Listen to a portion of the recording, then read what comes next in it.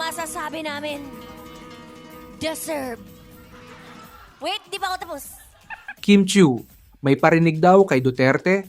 Netizens, nag-react sa kanyang deserve comment.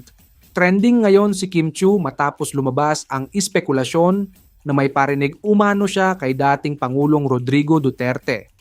Ang kontrobersya ay nagsimula nang sabihin ni Kim ang salitang deserve. Ang masasabi namin, deserve. Wait, di pa ako tapos. Deserve niyong rumesmak sa buhay! Na agad iniugnay ng ilang netizens sa isang patama laban kay Duterte. Dahil dito, maraming taga-suporta ng dating Pangulo ang nagalit at umani ng iba't ibang reaksyon online. Sa gitna ng pagkalat ng issue, agad namang naglabas ng pahayag si Kim Chiu.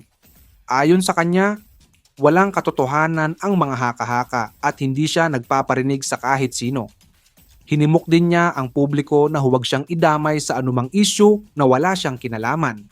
Sa kabila ng kanyang paliwanag, patuloy pa rin ang mainit na diskusyon sa social media.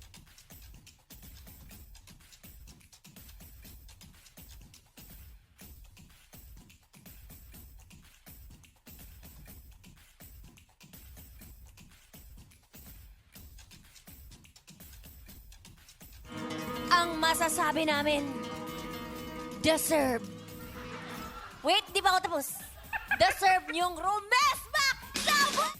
Habang may mga sumusuporta kay Kim at sinasabing maling interpretasyon lamang ito, mayroon ding mga hindi kumbinsido at patuloy na nagbabahagi ng kanilang saloobin tungkol sa issue. Ano nga ba ang tunay na kwento sa likod ng deserve comment ni Kim? Abangan ang susunod na mga updates sa trending na usaping ito.